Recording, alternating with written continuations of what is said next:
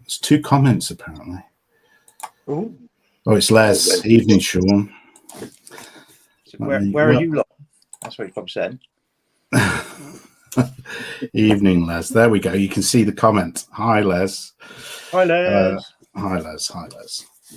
Les is a friend of mine. He lives in northern France, but was from the southwest and the Bournemouth Pool area, I believe, originally. Les, you might correct me, but not far from me. He's very Peter Pig friendly and been involved in the Peter Pig rules for many, many, many years. And I've clashed with him over the tabletop on many occasions. First of all, welcome to the one viewer so far.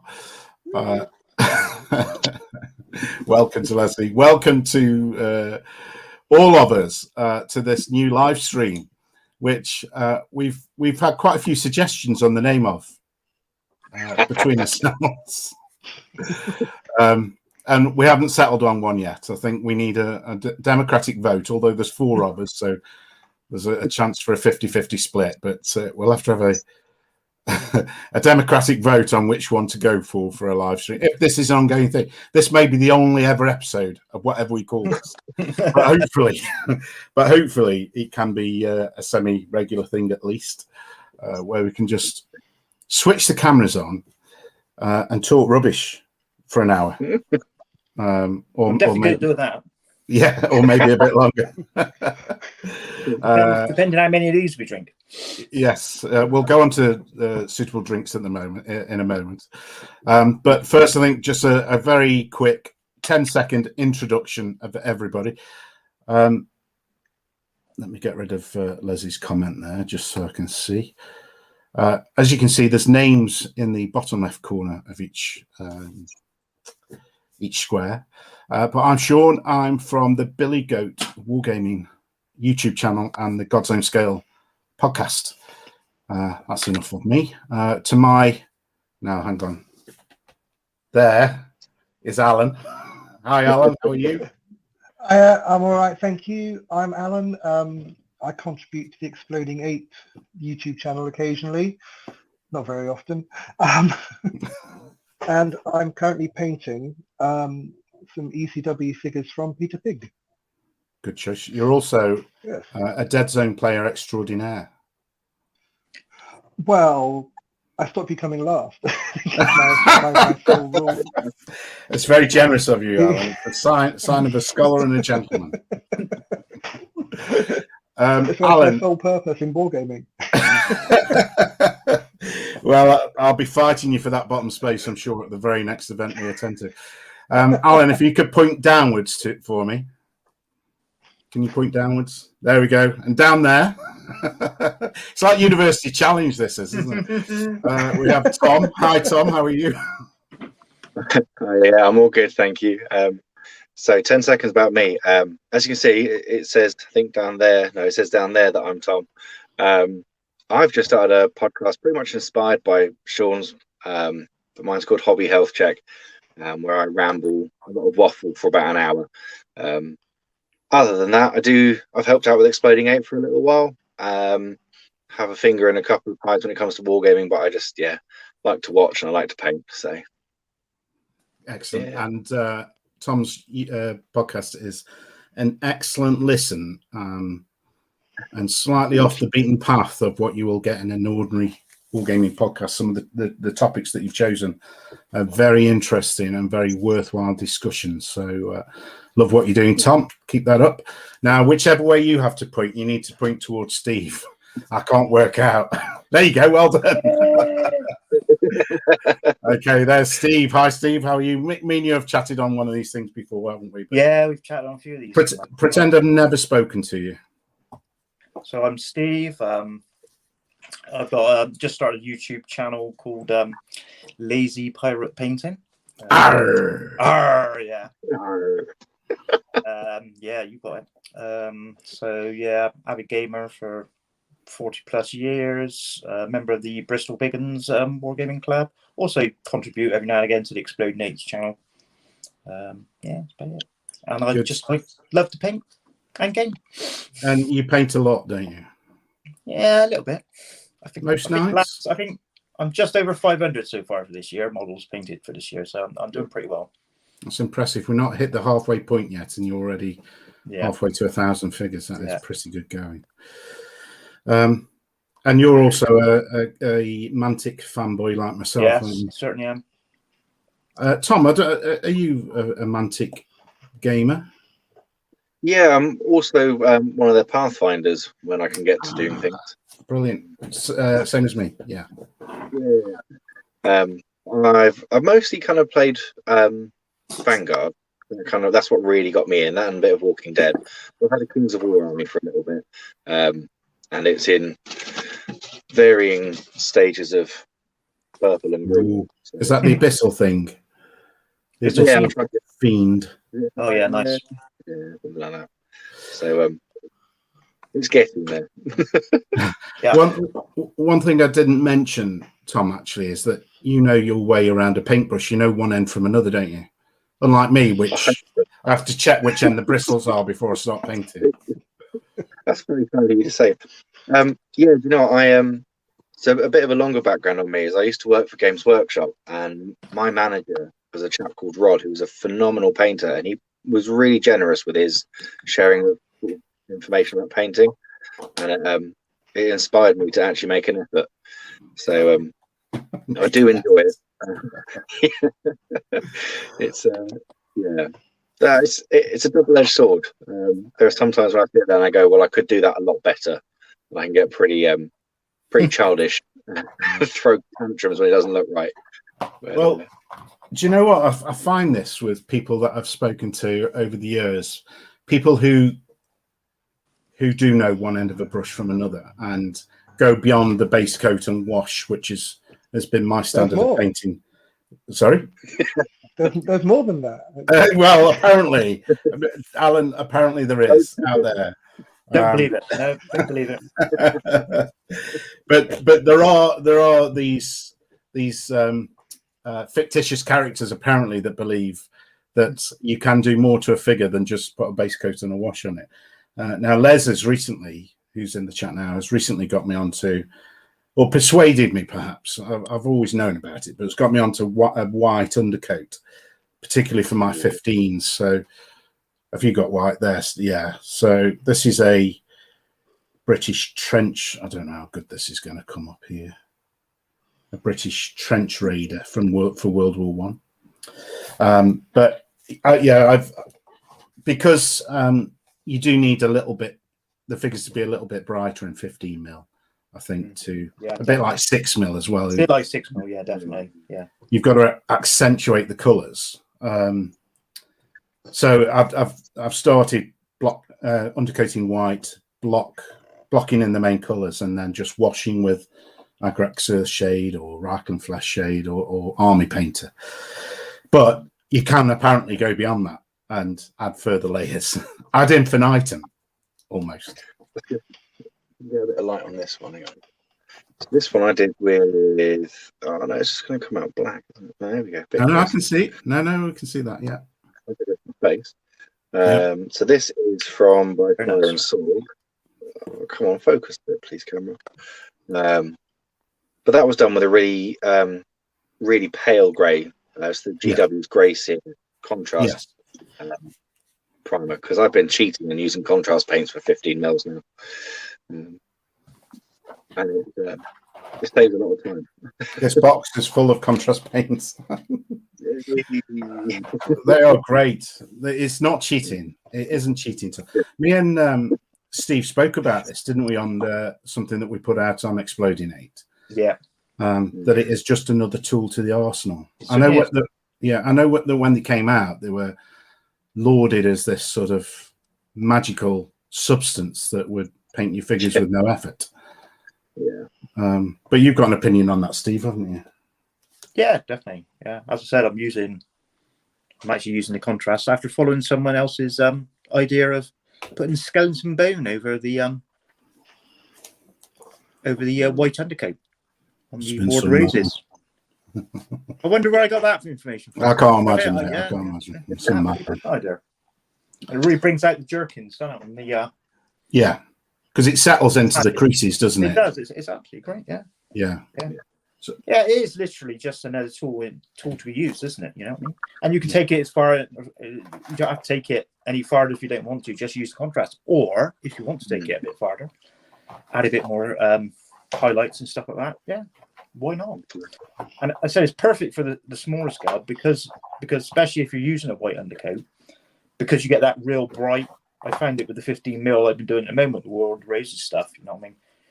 The reds and the blues, you know what I mean? You really get that pop using the contrast paints. You know what I mean? So I've been using the Black Templar one to do black panel lining. I say panel lining, black lining of thing. And it really, it's a lot easier than trying to water down black to the right consistency. Yeah. Well, I had great fun using them to do some 6mm Persians for ancients. They were lovely, because they're the real bright colours they wore, but it was a lot pastel colours, wasn't it? You know what I mean? So yeah, over like a white undercoat, using the contrast paints, you got that real faded type of, but bright. If you know what I mean? You know what I mean? Type of colour. They came out absolutely. I said, and for regular miniatures as well, which as we know, you know what I mean, are lovely figures, but they're not the best sculpts, are they? You know, they are of their era, aren't they? Really? So yeah, I think that's the point, that the sculpts are 20 to 30 years old. That's right. But as you've shown, once you get a decent layer of paint on them, then they're absolutely fine. Yeah, definitely. We did for a moment double our viewership, but I think we scared them off. So we're back down to 1. We were up to 2. What? A whole 2? A whole 2 people. Well, it was 100% improvement we had. Oh, excellent. We literally doubled our viewership, which I think was amazing. So Les here, let me just pop this on because I found this facility. Sean, do you do your Max Rev figures using contrast? Well, I most likely will be using contrast. I'm also finding a paint quite useful over a white undercoat is coat d'arms. I don't know if anybody's aware of. You must be aware of this, Tom. I was gonna ask you about those. How are you getting on with them? The coat d'arms paints. I'm getting on very well. There's 1 or 2 colours that are a little bit weaker in the pigment, and it's the usual colours like yellows and reds. Yeah.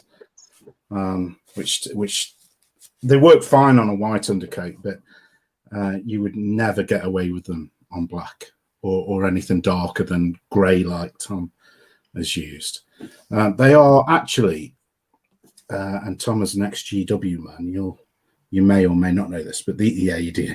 So these are the original. These are the original GW paints, aren't they? Yeah. Which is taking those original, even down to the chemical mixture. I think. Really? Coat d'arm. Yeah, because they just want to imitate it. I think the only issue they've had is that because of some more modern process on it, they just come a bit thinner. I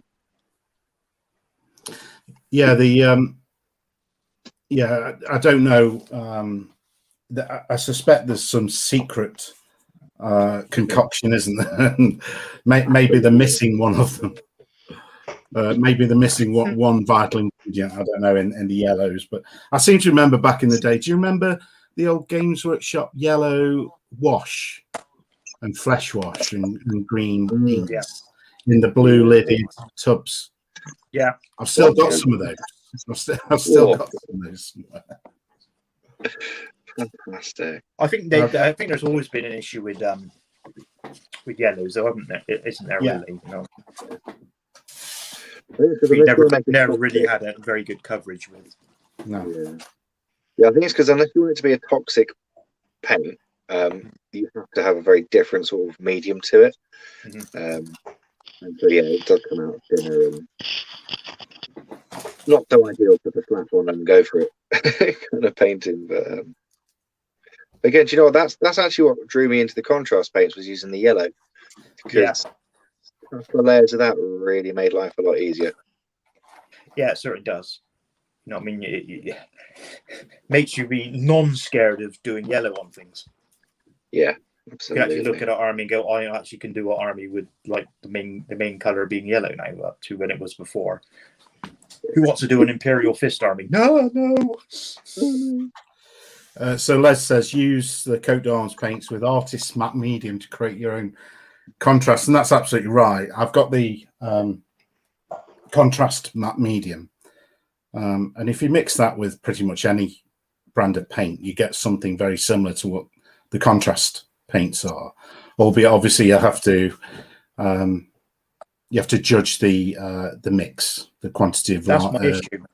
matte medium over paint. Mixing paints. What's all that about then? Don't you just get them out of the pot and just put them on your finger? Tom, any comment? Well, that's what I do anyway. No comment. No comment. You know, I'm quite lazy. I found that I normally just stick to the Kev Dallimore sort of 3 paint set. Yeah. Sort of idea. But I say that, and I've just been sat mixing up 2 colours to make 5 different shades for a bag, which I'm about to repaint anyway. So, Right. it's, yeah, I don't know. It's So, are you of the Kevin Dallimore school of painting then? The black undercoat with the 3 highlights. For the majority of my stuff, yeah. So if it's for an army, that's what I prefer to go with. Yeah. Although I don't have a ton of the foundry. Well, I don't have a ton of the foundry paints. I've got a fair amount. I quite happily supplement it with whatever paint comes to hand, and I'm a bit of a hoarder when it comes to paints. So this is some of the foundry ones I've got. Yeah. Put them out there. In the triads. Yeah. I find if I'm trying out something new, if I'm really unsure of the paint like scheme or what I want to do, that it kind of holds my hand into doing it, if that makes any sense. Yeah. So when I first tried some Napoleonics and I had some Chasseurs de Cheval, I just got the kind of colour, the greens that went with that, and it made it a lot easier to find my footing. Yes. And then, like a bit of a painting snob, I went off and made my own mix. But it's kind of, yeah. It's if I want to get a unit done quickly, then I'll definitely just stick to the black undercoat and three colours, because I think it gives you that really nice contrast. Yeah. You know, you can go back and do your black lining if you really want to, and it adds I don't want to say pop, because that kind of feels like a bit of a daft thing to say, but it really does. I think it brings out those models just a little bit more into I guess into sort of like cartoon style, but not so far as the likes of I think a chap called Epic Duck Studios on YouTube. Yeah, he I'm creates aware. yeah, so that actual cell shading style I haven't tried yet, but it's on the it's on the to-do list for this year, so at least try it. But, I mean, I'm trying that on my Hellboy figures for the Hellboy board game, which are just amazing. And there is a guy on the Facebook group for the Hellboy game who does it in the cell shading style, the sort of the comic style, and it's amazing. But yeah, my efforts are less than outstanding, but I'm quite enjoying it, to be honest. There's a different challenge to absolutely how I paint at the moment. Do you know? I mean, I will not by any stretch of the imagination say that I'm any good. You know, I'm not where I want to be with painting. But something I've always kind of held firm to is as long as you're enjoying it. But I say, yeah, it is a journey, and if you can't enjoy a journey, then what's the point in taking it? That's a great motto. Love it. Yeah. So, you know, if something goes probably wrong, well, there's Dettol. Just start again. Yeah. Well, not for the models, not, you know. No, yeah. But, it's rare these days that I'll completely strip a model back, but it does happen. So, are you painting mainly 28s then, Tom? Yes is the short answer. But in the last couple of months, I've been painting a bit more 15 mil. Yeah. So doing some of the Warlord Games American Civil War epic scale. Yeah. Oh, don't get Sean started on that. So the 12.5. Yeah, it's an interesting challenge. So Yeah. Do they have the right coats on, Sean? You are not going to tempt me into making comments about that. This is a podcast of positivity, which I always say about God's own scale. But yeah, anyway. Yeah. listen. Subject, quickly. Yeah. No. Yeah. I've got very much into American Civil War in the last couple of years. Yeah. And it's the only I've got it in 6, 12.5, and 28mm scale. Yeah, it's a bit, even for me who's still on that sort of on the edge of really wanting to get sort of really deep into the history and the information. It's odd to see that they went with that'll do. Everyone kind of looks the same, but I can understand, in some ways from a business perspective, if you've got one size fits all and you can get away with it, then cool. Yeah, why not? Yeah. But yeah, it kind of it led me down the rabbit hole of picking up a Iron Brigade sort of force for sharp practice in 28mm because I wanted something that was definitely Union and there wasn't going to be any confusion on it. Les is pulling me up here. He's saying, Sean, there is not.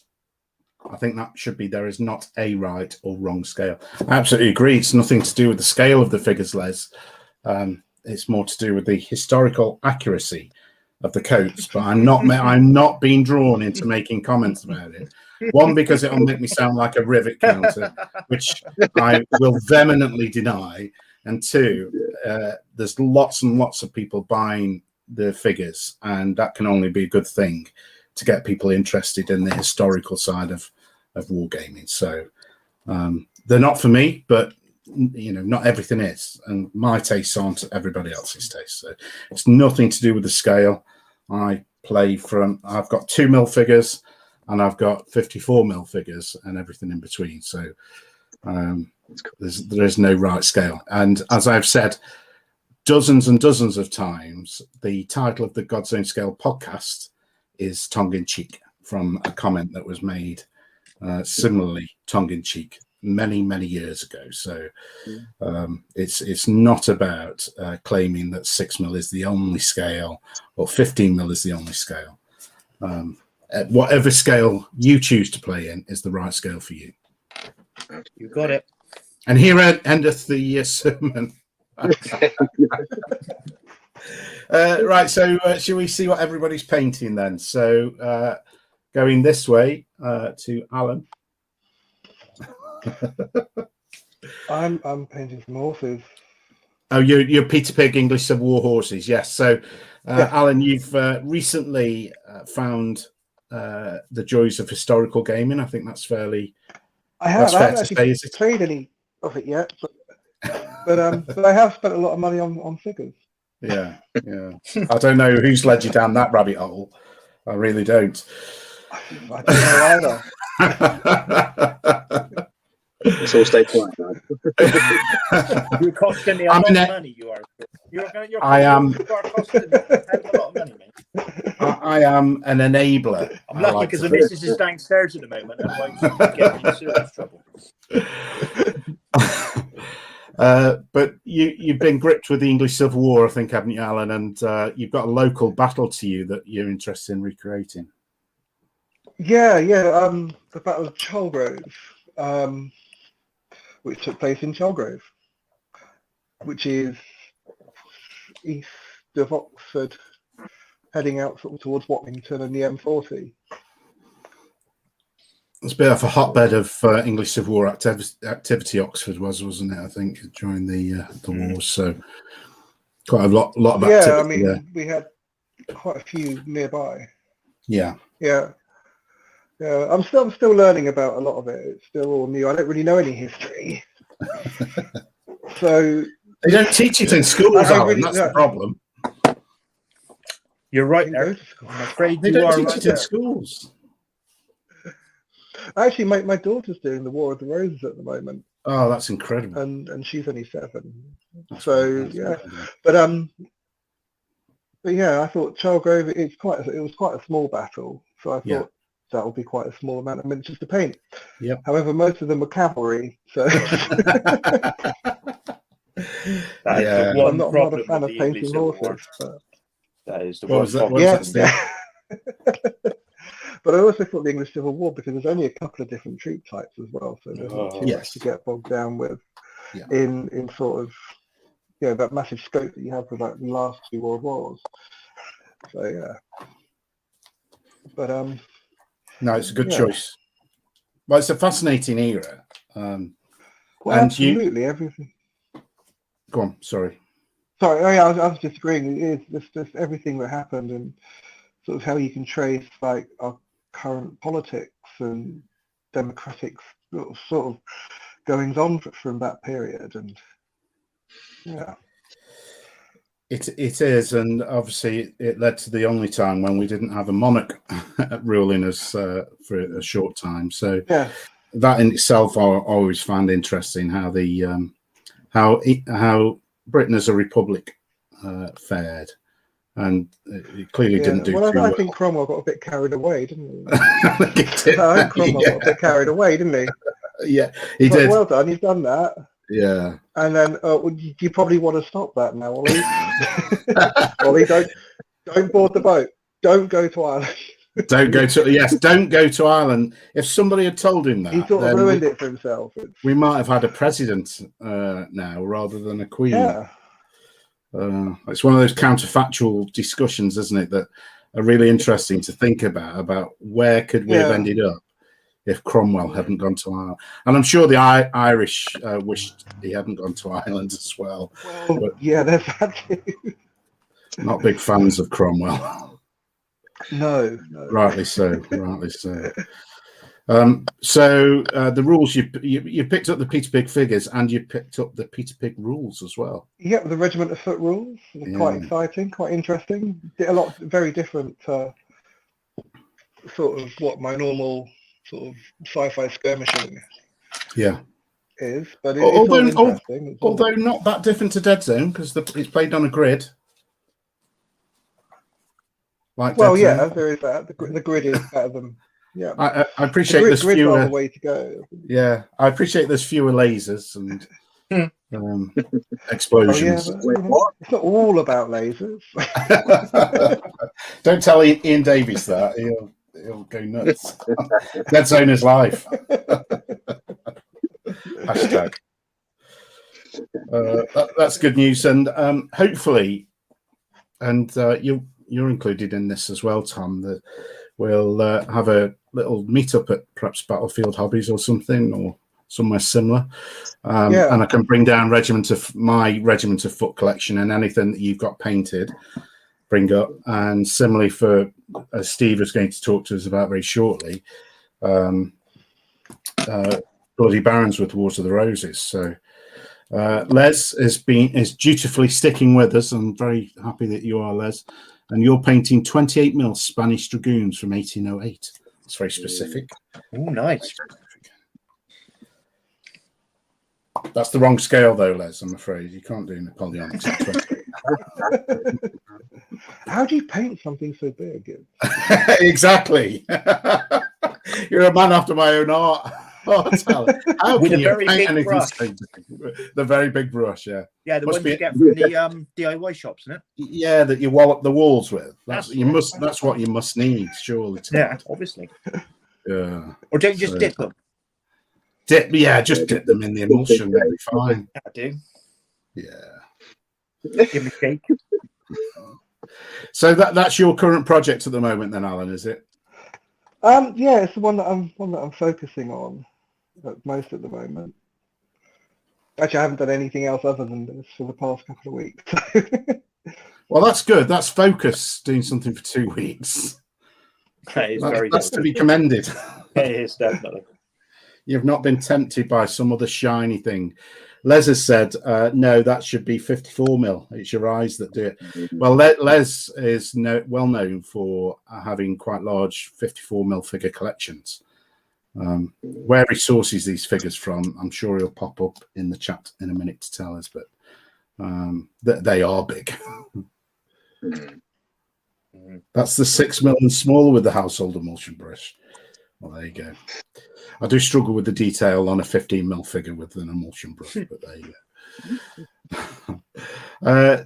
Tom, what's your ongoing project then? You've shown us that figure that you've got painting now, but have you got any goals or projects in sight that you're looking to get completed? I'm trying to see where they're all hiding. Well, at the very moment is an entirely different one. So we're going to get light on this chat? Probably not. So trying to do some Soviets. I can't get it to focus. I can see him. Yeah. He's in there somewhere. He's up on my Twitter feed, and he looks a little bit better in proper lighting. But yeah, so I've decided I wanted to run a chain of command pint-sized campaign for some friends of mine. I've got quite a large selection of Germans for World War II, but needed a baddie that wasn't the British, and so I went for Soviet. Having never wargamed with Soviets before, never researched them or anything, it's been quite enlightening.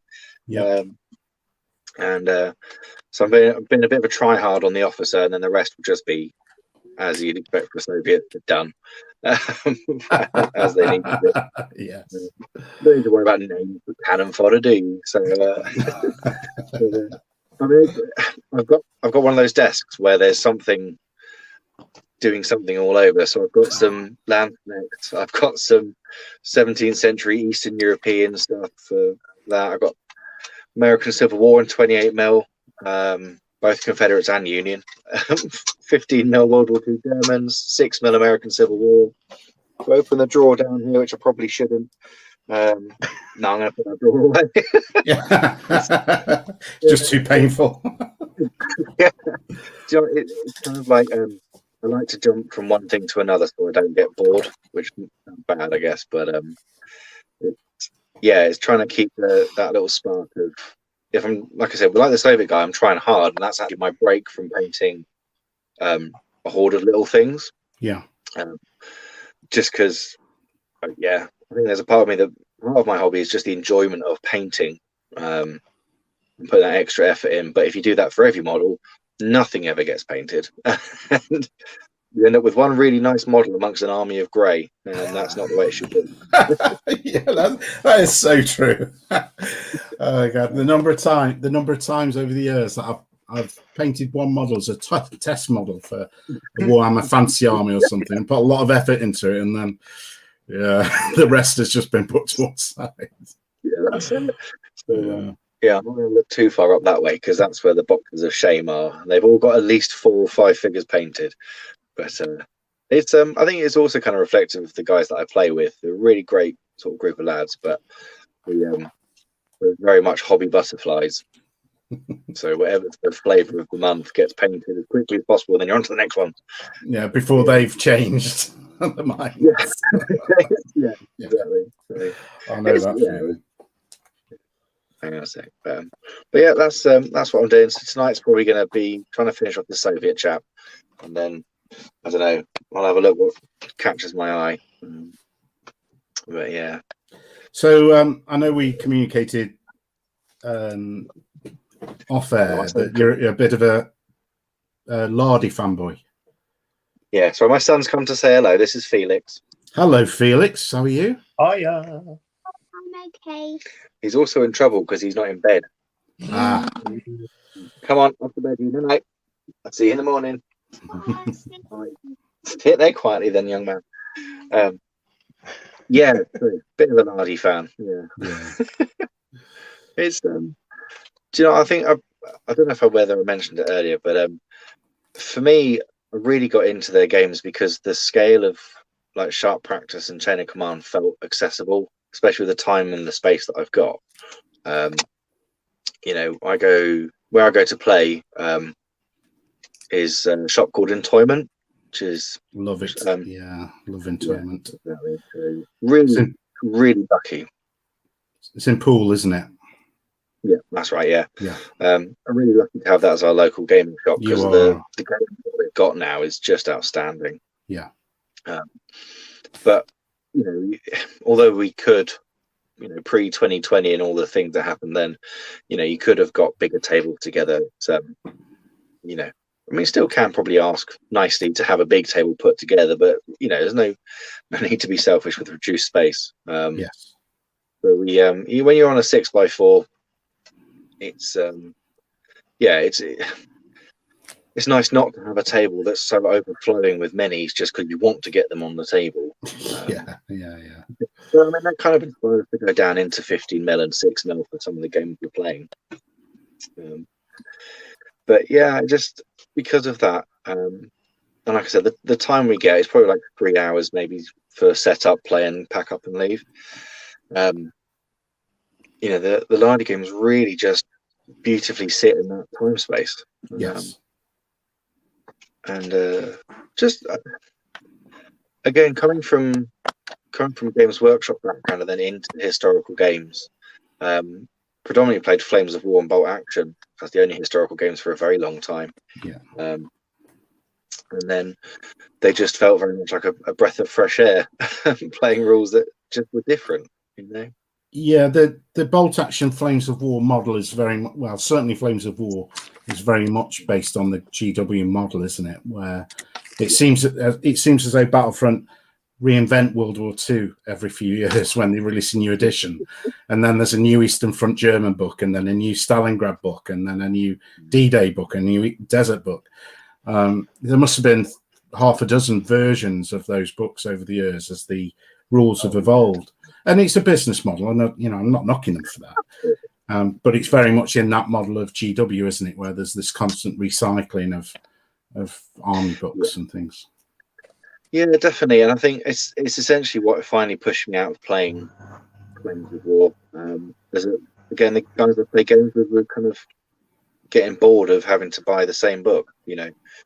I remember the first time it really changed for me. They went from Festung Europa to Fortress Europe, and you think, well, all you've done is translate your own book. But, I remember that. Yeah, and although that was kind of like a free upgrade, the next one wasn't, and I don't know, just paying money for rules to just be rewritten to the newest style of their own flavour just didn't fit well.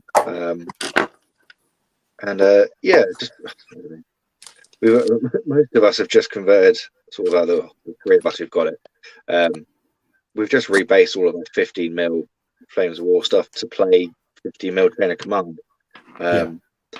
But for Christmas, I did pick up the Battle Group rule set in a hope of trying something new this year at some point. Well, actually, I plan to try and do something new next year, in all honesty. But it's just trying to find different rules. And as much as I don't want to keep changing rule sets, it's something I'm finding more enjoyable now is finding rule sets for the models I've bought, because it's a lot cheaper to just buy a rule book than a new army every few months. Yeah, you got that right. You definitely got that right. I'll just catch up on comments here from Les. So we've got an evening Felix from Normandy. Thanks for that, Les. Then we've got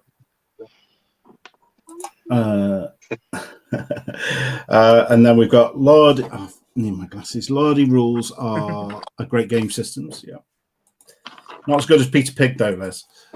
And then we've got Chain of Command. There's a bit more to them Bolt Action. Battlefront are ex-GW employees in New Zealand. Yeah.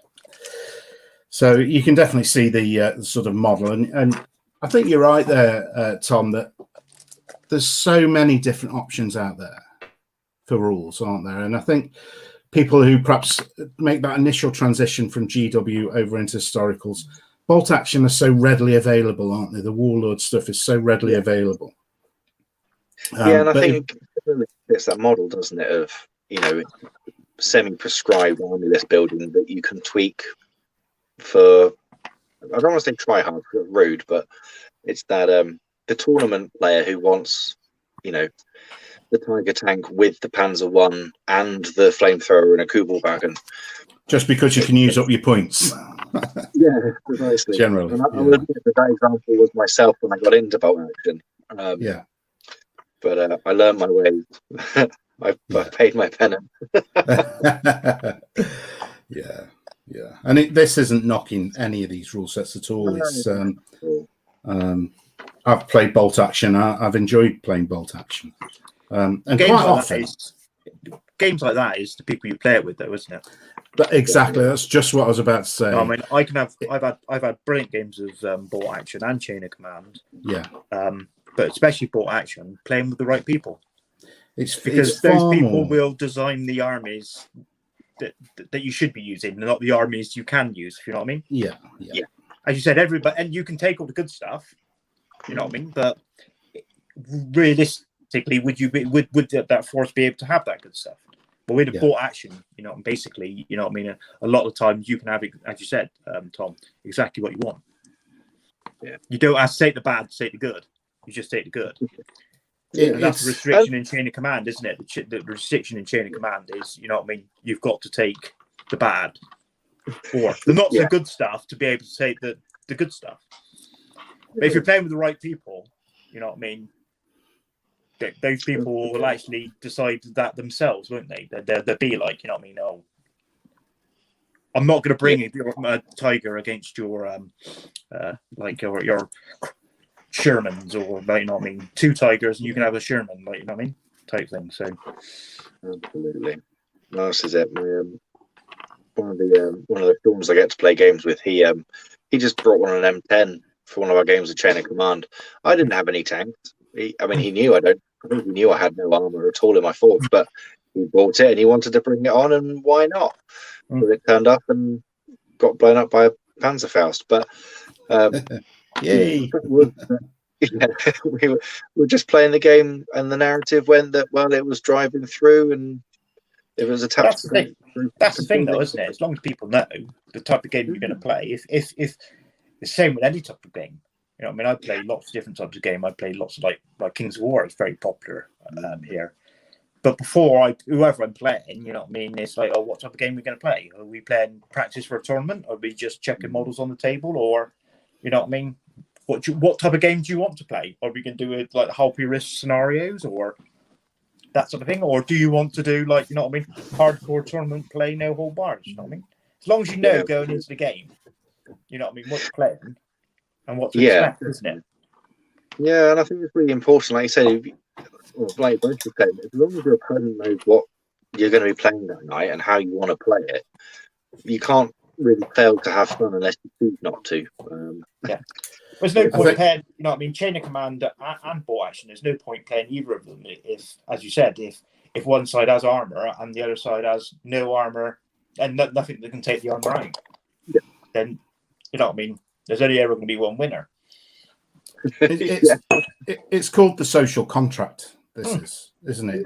Yeah. When you agree to play, when you arrange to play a game with somebody, you're entering into a social contract where hopefully you're both are doing your best to ensure the other person enjoys that game. That's right. Yeah.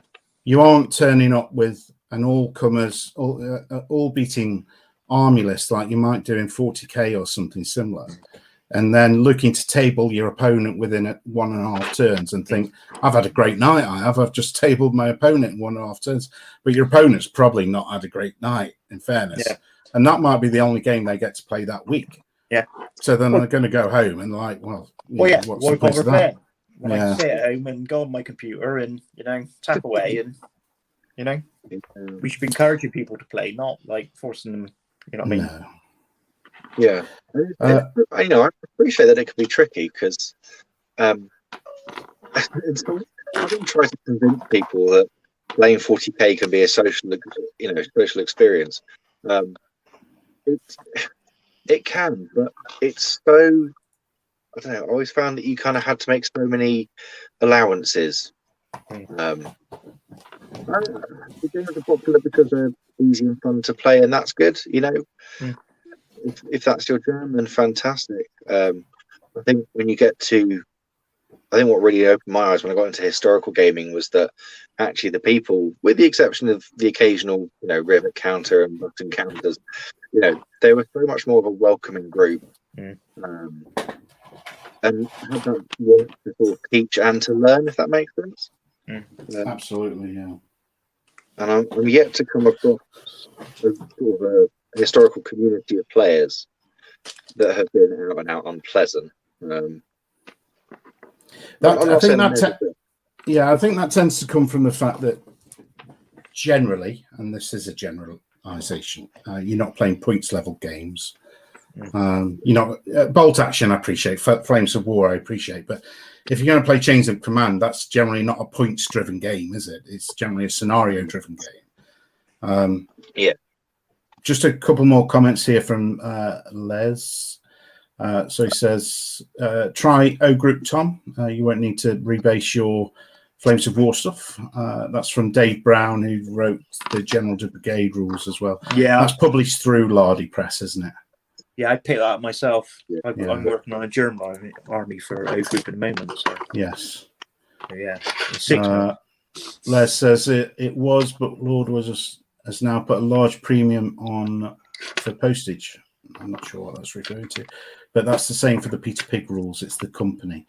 Yeah, it's very much the company, the people around the table that make the game, not the rules. It's the other way around, isn't it? Because it is a social contract. Let me get my glasses on. Hang on. Oh, yeah. We're close it. So that's what's ended up with the Flames of War guys. They've all been put onto round bases. Rounds, yeah. But yeah, no, I do want to give O Group a try out, actually. I've really liked the look of those. Yeah, they're definitely on the list to be bought as soon as I'm allowed. We've got another comment, the price as well, Tom. The price of... Sean Tom has not been down for a WWW weekend. That's not World Wide Web, Tom. That is Weymouth War Games weekend.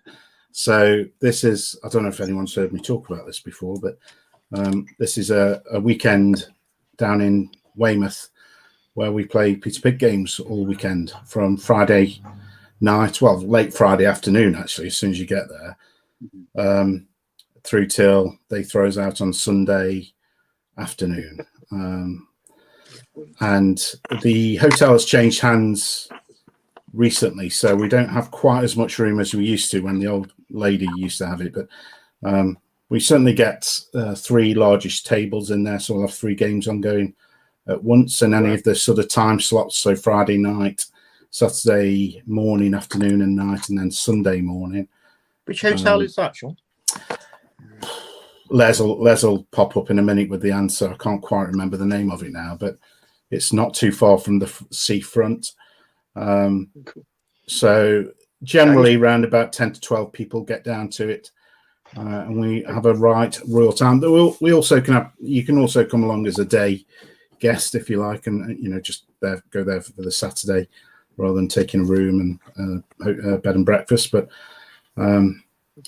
Les generally brings over some Calvados from an old lady in his village, I think, who's got no running water and has been living in a little shack for the last 90 years, but she makes her own Calvados, and it's always greatly appreciated.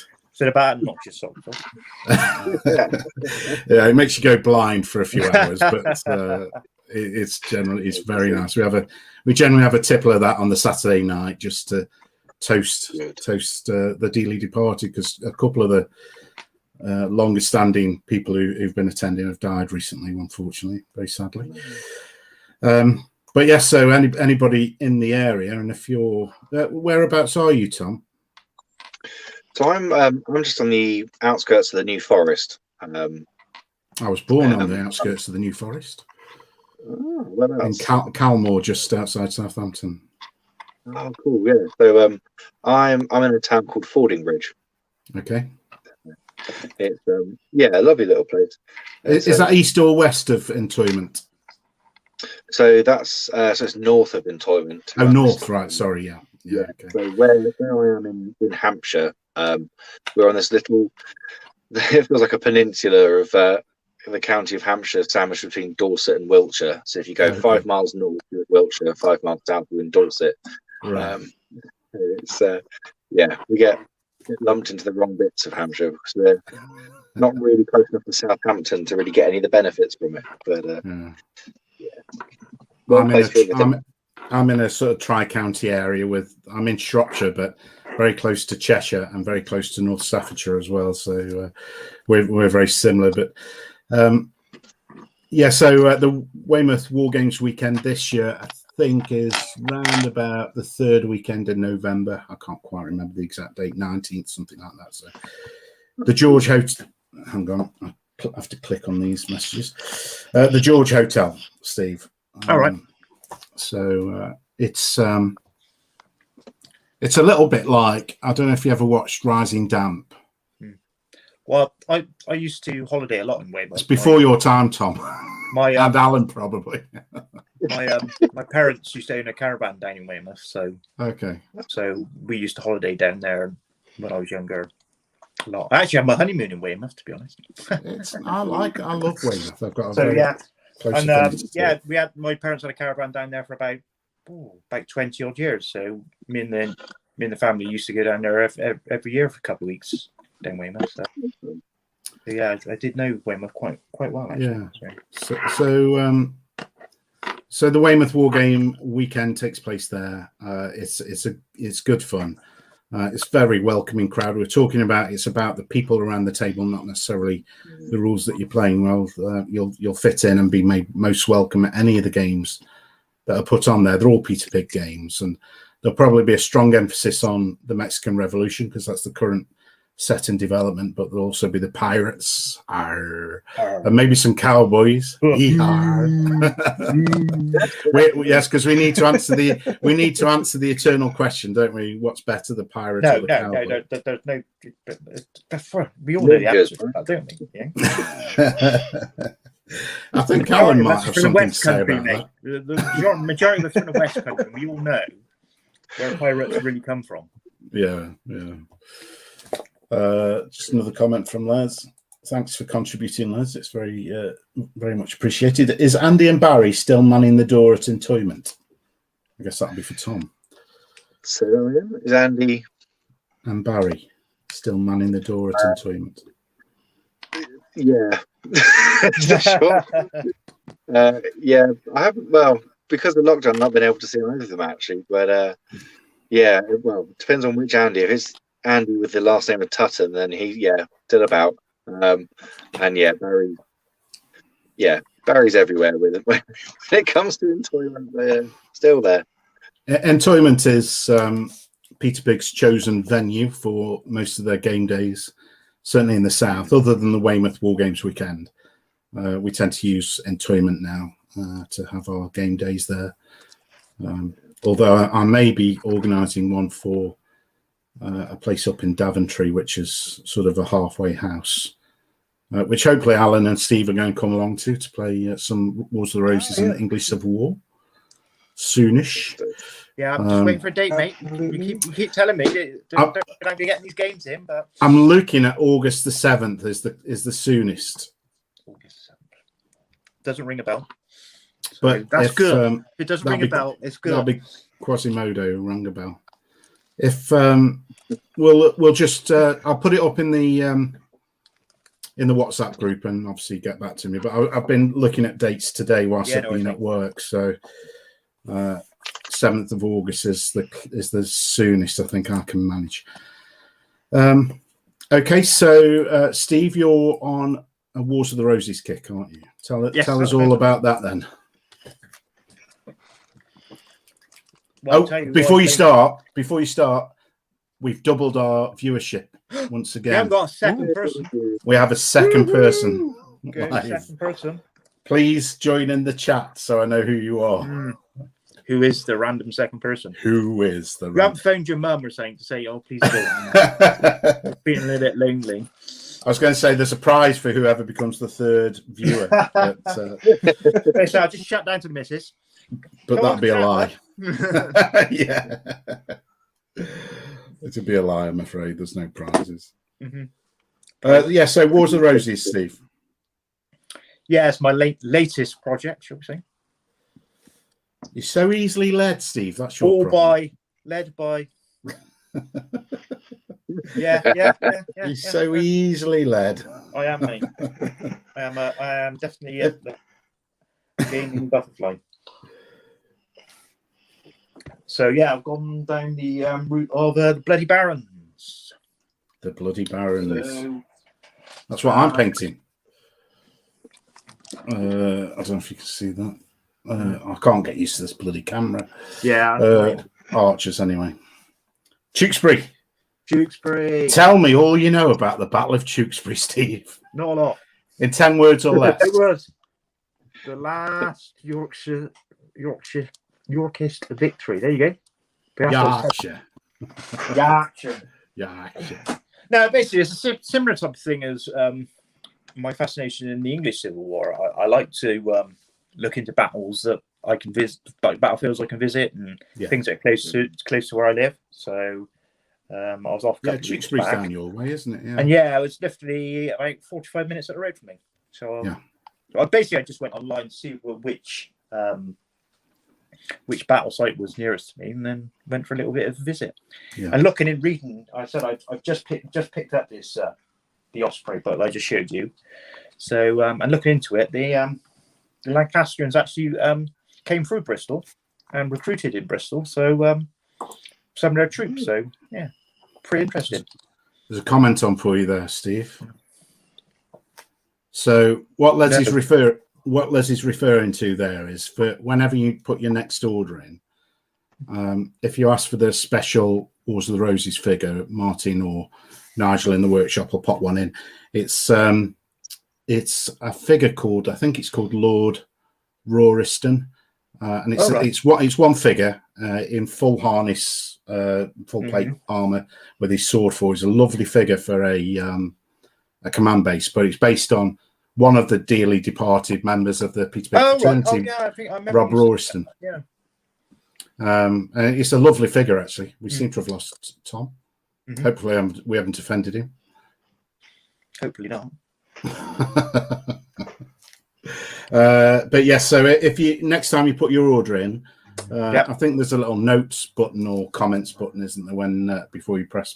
I say Sean said. Yeah, no, they'll put it in for you, mate. No problem. It's no worries. It's there for you, mate. So it's a lovely little figure as well. I love the figure, and it's a lovely tribute to any type of command models that I get my hands on at the moment. Is Sorry about that, Tom. Now you just confused us now, Tom. And I can't go and say that's causing the problem anymore. I gotta go. I don't think there's anything I can do about that. Yeah, no. I went looking for Peter Pig stuff and found some English Civil War. Yeah. Oh, well done, mate. Well done. Is that an English Civil War officer by the looks of it? It is, yeah. I thought I was letting the side down, and I managed to log out. It's a wargaming is, and I'll say this till my dying day. Wargaming is a broad church, and it welcomes everybody. Welcomes everybody. So Tewkesbury, then, yes. So whenever I drive down to Weymouth, and it's a 400-mile round trip when I go down, but that tells you how much I enjoy the Peter Pig games, because that's how much driving I do. But Les will come on in a minute and say he gets ferries and crosses oceans and things to go and play. But he says, "Stop your whinging, Sean." That's what you're saying. That's what he'll say. Yeah, I know he will. And I've completely lost my train of thought. I have no idea what I was about to say, so I'll let you gentlemen carry on.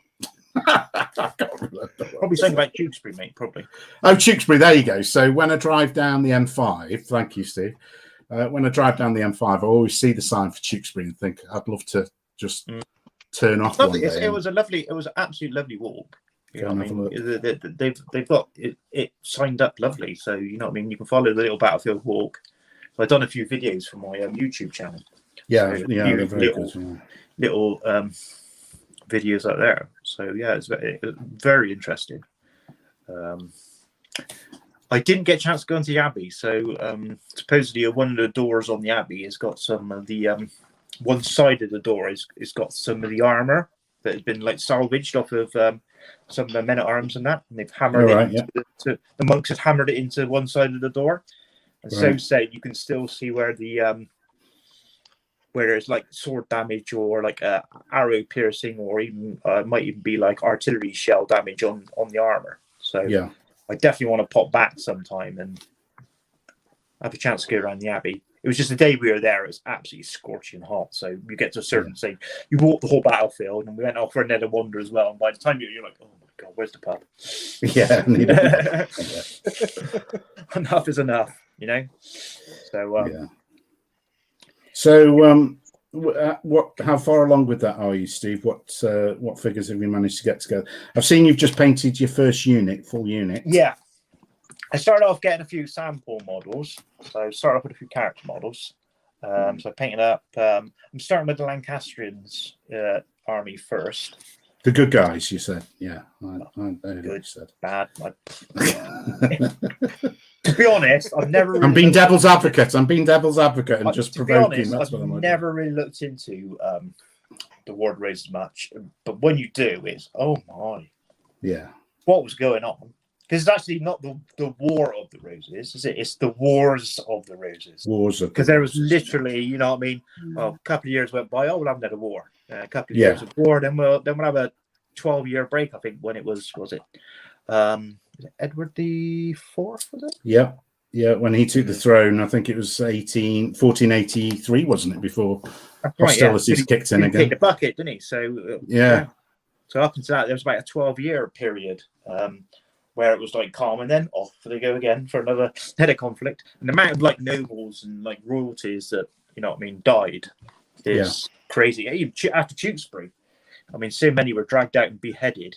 They took shelter. Some of the Lancastrian nobles and knights took shelter in Tewkesbury Abbey, left there for a couple of days, and they were dragged out and beheaded. So it's The thing about the English Civil War, the Wars of the Roses is, if you stop to think a minute about the type of combat that it was, there was no subtlety about it. Yeah. So there's very little sort of maneuver and flanking and ambushing. Yeah. There was a little bit of ambushing maybe, but basically it was just two lines of very heavily armored people with very nasty farming implements smashing into one another, hitting each other with these vicious things which poke you, prod you, chop you, cut you, slash you. And they'd carry on fighting, and then they'd have to stop and fall back a bit to clear the dead, and then they'd go back again. Yeah. And one side would break. Yeah, it is absolutely brutal, isn't it? It really is, you know. It's horrendous. Really. It is horrendous. Leslie's just mentioning there, if you go onto the Peter Pig webpage, go down to the things bit, and on the button row there is a button collectible figures. Press it and order the figure there. Excellent. I'll do that next time. Or if you ring them and speak to Nigel, he'll no problem. I will do that next time. But you're right. It's just, I mean, all war is terrible, isn't it? And it doesn't really pay us to stop and think about what we're actually recreating, because it's too horrific. But the Wars of the Roses, if you see some of these pole arms and halberds that people hit each other with, you can imagine just if you now going out into the street with a machete and standing next to somebody with an axe, and you think, I don't fancy this very much. No.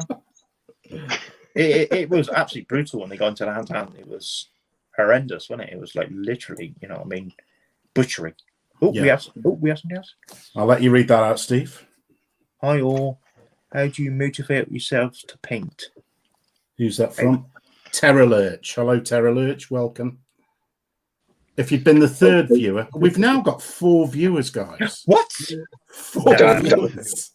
So you told the missus as well, and your daughter as well? But... Yeah, I think they've logged on from Leicester.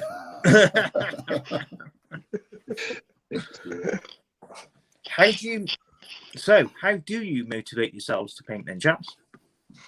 Well, I think of a bloke with a dirty grey big halberd hanging over my head. Say, you don't paint, I'm going to hit you. I just do it for enjoyment, really. You know what I mean? I'm quite lucky in the sense of, I said before when we talked, Sean, that know, what I mean, both my girls have left home now and grown up and left home, so I get a lot of free time now, and I find a lot of the time, you know what I mean. At the moment, with what's been going on in the world, I'm in quite a stress-related job, so you know what I mean. It's nice to come home and relax. So I don't need much motivation, to be honest. It is literally just what I do to relax. Yeah, you can just get in that zone, can't you? I don't know. I was like it last night when I was finishing off that Wardy Rose unit. I didn't have a unit finished, and I sat there and I looked and I was like, I'm going to finish this unit tonight. Yeah. And I think I climbed in bed about 12:30 this morning. Right. And I could have gone on. I could have gone on. I was literally in the zone. You know what I mean? I must have painted for about 3 hours, 4 hours. Missed had gone to bed, like, you know what I mean? I had a podcast on or a YouTube on, and literally, boom. Before I know it, as I said, 12 o'clock, 12:30. Oops, buried to bed now. Yeah. So I don't really need much motivation to paint. So I'll pass that on to someone else. You got the power. You've got the power of the finger. You can point. I can't point to you now, Sean. That's what you're saying, that, isn't it? I know. Who wants to answer it? Alan, go for Alan, it. go for it. Go on. It takes me ages to get motivated to do it. I've got to be really obsessive about a particular game or set of models to do it. Otherwise, it just takes me ages. I have to get everything out slowly in the build-up, and I can't do it when the kids are around because they get interested, and then everything gets ruined. One of my boys managed to ruin my matte black paint and managed to get silver into it. I'm not entirely sure because it's in a dropper bottle, and he got silver in it. It's in a dropper bottle, and he got silver in it. He's a genius. He managed to get silver into it. It's just like, how the hell did you do that? But yeah, to motivate myself, I actually have to really want to do something, paint something. Otherwise, it's just, it'll literally throughout the day. If I'm off work for the day, it will literally be, I'll get the little table up that I use in the living room, and then about an hour or so later, I'll stick my wet palette on it. And it is this really gradual thing. And then once the kids are in bed, it's all there. And if it's all there, I might as well do it. But if it's getting it all out sort of from it all in one go, it just doesn't happen. Yeah. And I know just through our WhatsApp group, Alan, that you are somebody who paints in fits and starts, aren't you? I think when that you did some Vanguard, didn't you, recently? I think, and I did like 5 Vanguard warbands in about 2 weeks. Yeah. True. Yeah. I've still got one more to do actually. I got into the Civil War stuff before I painted my last Vanguard warband that I built. Damn these historicals. Yeah, derailing you. My centaurs are still naked. They need their painting. You don't want to be thinking about naked centaurs, do you? Let's face it. But you have to go where the motivation strikes, and something that Tom said earlier about painting what you feel like painting rather than sort of forcing yourself to go through like 100 World War II Russian infantry because you need 100. That is very true. Just go where the inspiration takes. Yeah. Do you know what? It's I'm going to latch on that one quickly because in the podcast that I just stressed over and released late was about expectations. One of the topics I spoke about was expectations and how we can really set ourselves up into this pretty negative place of going, well, I should have this painted by now. But yeah, just following that journey of, well, I fancy painting a royalist officer because I'm bored of painting a 20mm Soviet, and then 10 minutes later I might be painting some Confederate model. I think, it's always been lovely to see Alan's painting and stuff like that through the Exploding Eight WhatsApp group. Yeah. Because when he does something, he doesn't do it by half. No. He's all in. It really motivates me seeing like Alan stuff coming out because you just And there's no right or wrong. There's no right or wrong way, is there? At the end of the day, it's whatever suits you. I mean, Steve, you must paint nearly every night. I Steve. paint every night. Yeah. I paint every single night. As I said, I'm upstairs tonight because Mrs. down watching telly. But literally, my painting station is my coffee table. Yeah. All my paints, all my models, everything I'm doing is on my coffee table. Yeah. I literally sit down, I have my tea, and the tea goes up, and then I can paint. Yeah. So I don't need to get anything out. I don't need to put anything away. You know what I mean? Within reason, obviously. You know what I mean? Yeah. But you know what I mean? It's literally. And again, I will have multiple stuff on the table. On my table at the moment, I'm mainly focusing on the War Razor stuff. But I set up to work on some 6mm Germans. I got me Night Stalkers for Kings of War. I got a couple of those models in there. I've been doing quite a bit of Stargrave stuff recently as well. There's other stuff on there. So if I do get a bit fed up painting a certain thing, I'll just pick up another model and paint that. You know? Yeah. So, I think variety is the spice of life, isn't it? If you're not enjoying doing it, then don't do it. You can't force it. We've all got multiple projects. We've all got multiple projects that we've been working on. We're in the situation where, you know what I mean, we don't focus on just one game. We have multiple games we play. So, you know, if you're not enjoying it, don't paint it. You'll get to a period where, well, I do anyway. I might get a bit fed up with it, but I'll know it might be a week, it might be 2 weeks, it might be 6 months down the line. I'll get back and finish that. Yeah. But you know what I mean? At the moment, I'm not feeling it. So no. Absolutely. What was that, Alan? Sorry. So yeah, I was just going to say it's such a broad hobby. Yeah. In terms of what there is to do in it. I mean, generally, I find that hobbies tend to captivate me for a little bit and then off they go. But this wargaming is really, since I got back into it a couple of years ago, it's really captivated me because you've got the painting aspect of it, you've got the gaming aspect, you've got the scenery building and all that stuff as well. And it's just that there's always something to do and there's always something different to focus on. I've got friends that love making scenery but hate making models and painting models. I got friends who actually hate painting but they love gaming. You know what I mean? Yeah. It's as you said, as you always say, Sean. It's a broad church, isn't it? You know what I mean? Yeah. There's no right or wrong way. You've got to do what you enjoy. You're doing this as a hobby to whatever, relieve stress or whatever it is, or enjoyment. You know what I mean? In your free time, you know. So enjoy it, isn't it? There's no point doing something if you're not enjoying doing it. Yeah. Just catch up on some comments. So look. So Leslie says, arrange games with friends. Will help to get you having a target to meet. That's very true. Terra Lurch says, I just get distracted. I have everything set up. I just end up getting distracted. Listen, I am the master procrastinator because I will plan. If I think I've got a couple of hours free in the evening, I'll think about those couple of hours and think, I'm going to paint this, this, and this, and then end up down the rabbit hole that is YouTube or Netflix or podcasting or whatever. So it's very easy to get distracted. Les goes on to say, buy then their own paints. Buy then their own paints. I don't know what that means, Les. Sorry. That's probably in relation to my children and. Oh, you buy them their own paints, yes. I haven't got my glasses on. I did that. You haven't seen. Oh, they're here. Here's my glasses. Sorry, they're on my head. Buy them their own paints. Yeah.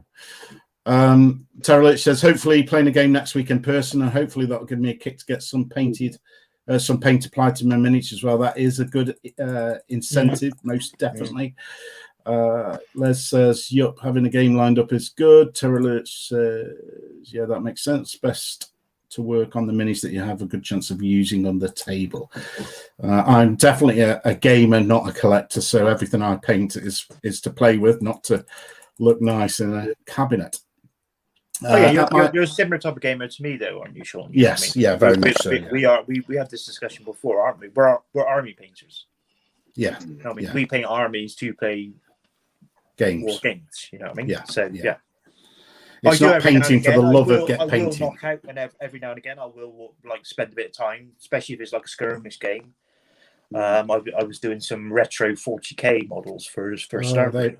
They're lovely, Steve. I spent a little extra time highlighting, shading, and stuff like that. But I wouldn't never do that now for an army scale game.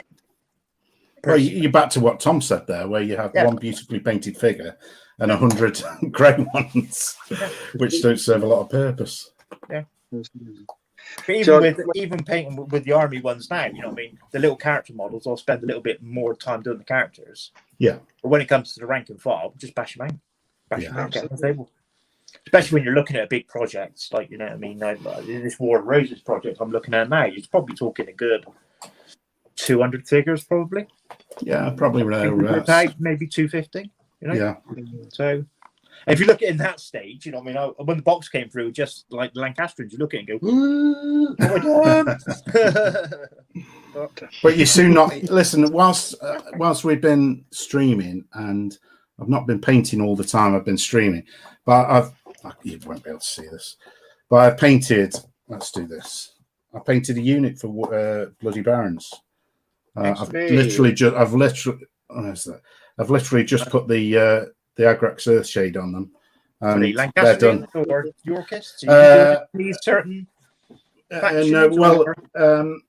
so I'll be getting the flags from. So I've had these before and sold them off many years ago. I had lots and lots of these, but sold them. So I'm sort of rebuilding now. I've got quite a few from one of Leslie's friends and one of my friends who lives over in Normandy and plays with Les, Ralph Ashdown. Oh yeah, I remember you saying about that, haven't you? Yeah, and then I've bought a load of extras. So it's not really till you put the banner on these figures that you can identify them as being with a force. So I'll get the banners from Freezy Water, and I'll probably get them based around Towton. Just because that's one of my... Is that what you're aiming for? I thought you were doing your local. Blore Heath, yeah. Well, Towton's my sort of favourite battle to read about, more so, to be honest. Understandable. But yeah, you get through them quick enough. Just a couple more comments. Currently got some Skaven for Mordheim on the go. Now, there's a game that Games Workshop need to re-release, Tom. Mordheim. Was that before your time with GW? Before I worked for them, but yeah, it was. I remember it coming out and playing it and absolutely loving it. Yeah, cracking game, Matt. Cracking game. Absolutely. So much fun. So much fun. However, I can get my ratty fix through the Ratkin in Vanguard and now Kings of War. So, well, yeah, I was lucky enough to pick up a 1,000-point army for that after winning a competition. So, yeah, that was pretty handy. Always comes in handy. And then just one more from Les. My table has 12mm Epic ACW, 15mm Peter Pig buildings, 28mm French and Indian Wars buildings, 15mm Peter Pig animals, 28mm Spanish artillery and infantry, all for shuckers and bayonets, for muskets and tomahawks too. Nice. Yes, paint every night and some days. Well, Les is retired. His kids have left home, so and he's played a game this afternoon. He's played a game this afternoon of FFM, stands for Fighting for Mexico. There you go. I was about to freeze. That's the Mexican Revolution. Is that the Mexican Revolution you've been working on? Yes. Yeah. So very interesting. I haven't actually played a Peter Pig game yet. So well, you will do. Yeah. When I'm looking forward to it. So you and Alan will be clashing over the fields of the English Civil War and the Wars of the Roses, and you too, Tom, if you want to come up. Most welcome. Well, it all depends with the English Civil War, which side I'm going to be on, really. Because why? I mean, I can't be any of those royalist pigs. I suspect I know where Alan's sympathies lie as well, so this may be a problem.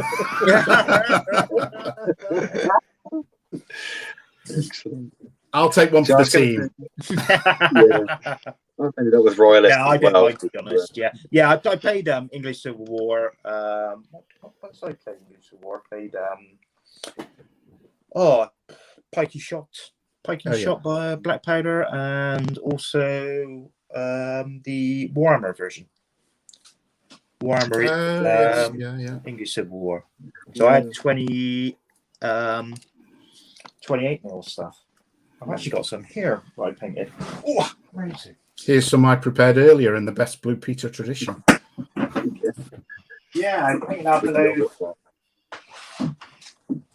This is actually some of the royalists that I've done. Which one? So let me see this one. Oh, there's camera. Wait. There you go. That's very nice. Nice. Whose figures are they? I think this is War Games. And a War Games sets. So yeah. They're being eBayed at the moment, so yeah, I paid all the army up for my friend. I paid him up a royalist army, and I had the parliamentarians. So I sold off my parliamentarians about halfway through last year, I think. Reinvested the money in buying 6 mil stuff. So yeah, because I said to you before, I'm downgrading to 6. I'm trying to a lot of my historical stuff to smaller scales. Yeah, because I have a little issue when it comes to Kings of War. You have a little issue when it comes to Kings of War. Only a small little issue. Just a small one, mate, yeah. So I was going to say, when it comes to motivation, it's interesting hearing from you guys because I'm in a position where, although I'm 34, I'm what I was lovingly called medically retired, as I have no cartilage in my knee, which isn't very fun. But it's interesting sort of hearing where you guys, where you find your motivation from, because I mean I'm just a complete lunatic, real wargaming fanatic ever since I got into it. It has been my one major hobby, I think I'm very fortunate I do get to play pretty much every day if I wanted to. But when I was saying about the bloke with a halberd watches over me, this is what currently sits on the desk with me. Oh, Nice. That's impressive. That was a very fortunate birthday gift from my dad. But I wanted to show you guys what literally hangs over me at the moment. But there we go. And there's but no, it really is kind of. There was someone talking to me on Twitter the other day about what motivates us to do different projects as well, and kind of where do you start getting into that. I was going to ask you guys, when it comes to your projects, whether it's the ones you're currently painting tonight, what kind of what gives you that buzz? What gets you into it? Do you find that it's a book, or is it because I know you're playing yourself on that with the Dude, that way, his fault. Yeah. Yeah. He just says something either on his podcast, or he sends me a message or something. Next minute, that's it. Lost. No, I'm quite lucky in the sense that I've been involved in running a War Games club, my local club, Bristol Biggins, for 25 years now. So we have quite a few members, but members come and go. So that period, you know what I mean? I've met loads of different people that play loads of different games. So you might have somebody turn up and they're really interested in, say, War of Roses. Now, as I said, I've never played War of Roses before. This person turns up, he wants to play War of Roses, he's got some armies to play War of Roses. Oh yeah, I'll play some War of Roses. Next minute, I enjoyed this. Boom. Off I go down that. Then I go back. Then I like to look into, as I said before, I like to look at, especially when you're talking historical, anything that's historical, especially like British based, shall we say. It's very easy to start looking because we've got so much around here, haven't we, in this country? Yeah. There's so much history. Everything from Dark Age period, well, before that, Ancient period, Dark Age period, all the way up. Like, you know what I mean? It's very easy to visit a site or go to a museum and see some relic at some point, and then we are very lucky in this country, aren't we? That probably no matter where we live, we're not too far from a castle or a battlefield or a museum that's got some interesting artifacts in for us to view. But I think in my case, it's pretty much anything and everything. So I can wake up, and I've said this somewhere else before, but I can wake up in the morning with a bright idea, and I'll make some plans for that new project, whether it's historical or science fiction or whatever. By lunchtime, I've probably changed my mind and said, no, I'm not going to do that. And then by tea time, come up with something completely different. So I like Tom says, it's this habitual butterfly tendency. Yeah. But I think what it does do is it keeps things fresh, doesn't it? So for instance, I painted 15 mil figures for the last couple of weeks or so. But I know that I've got lots of Kings of War figures to paint, so I can go over to those when I feel like it, or I can go back to painting some 6 mil if I fancy it, and that can be in any period from ancient Sumerians up to modern day Afghanistan or whatever. But it is the cliche of if I read a good book. So I've been reading the last book in the Utrecht series by Bernard Cornwell. Oh, right, yeah. Yes, the Last Kingdom Chronicles. So I'm only about a third of the way through, so I can't spoil the end. But I've loved those books for years and years, and I've read most of them multiple times. And so I took one away with me to a wet weekend down in Henley a couple of weekends ago. Yeah, I remember. Yeah. I'm surprised you could see anything through the rain on the window. But that got me wanting to play Vikings again. So I've got the Peter Pig Vikings game, Longships, and the Viking figures. So I was itching to get that out and play. But it's got to be it doesn't have to be solo at the moment, but it probably would be. Hearing Alan talking about he's got this passion now for Chalgrove and English Civil War. I'm itching to get my English Civil War figures out on the table. Anything really can spark off this. These synapses are just going ping, ping, ping, ping, ping, ping in my head constantly. I can. Nick Skinner said this from the Two Fat Lardies. He can literally think about wargaming from the moment he wakes up to the moment he goes to bed. And as Alan said, it's such a varied hobby that you can think about research, you can think about a book that you want to read, you can think about a battlefield visit, you can think about painting some figures, you think about building something, you think about watching something on the TV or finding a film or a YouTube channel. There's so much of it that keeps you engaged in the hobby. And that's whether or not it is all consuming. And sometimes I think I can get a little bit too obsessive with it. And I think I'm just going to have a day off or half a day off from thinking about it. No. Well, maybe half an hour where I switch day off. off of non-painting? No. Can't be. Allowed. But speaking about building things, Alan, you seem to have made a very nice start on a little model. Oh yeah. What is it called? Warpsgrove Manor for my child. Yeah, that looks very nice. Yeah, it's in the shed at the moment. Has it been naughty? Bad man. Well, yeah, I thought I'd undercoat it, and then I kind of thought, oh, I need to put windows on it. So I was kind of just trying to figure out sort of how to put the windows on it now, because I kind of cut holes in the cardboard when I built it, but I didn't think of that. So I need to get some masking tape, and then I can just paint it quickly and then take the masking tape off, and there'll be black holes where the windows should be.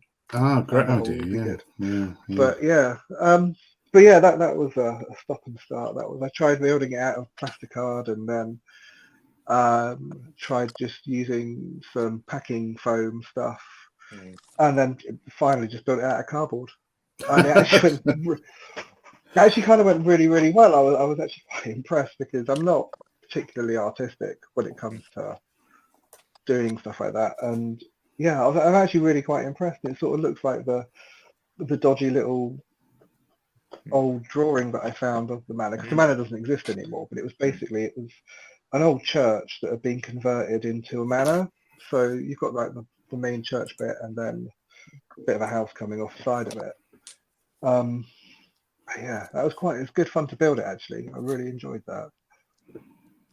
Now I'm quite just lucky to paint it admit myself that I've got a mate of mine who's really into his 3D printing.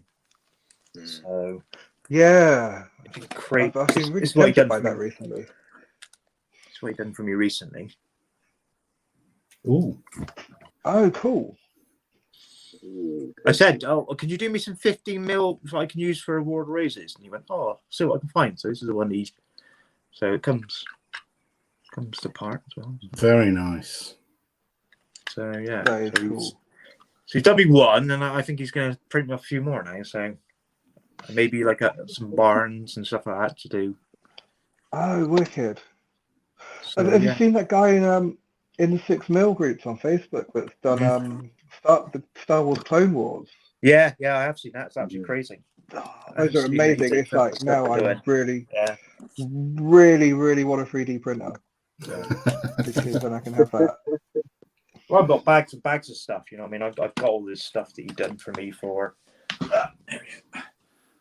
got a Stargrave campaign going on, starting the end of the month. Yeah. And he's printing me off all these.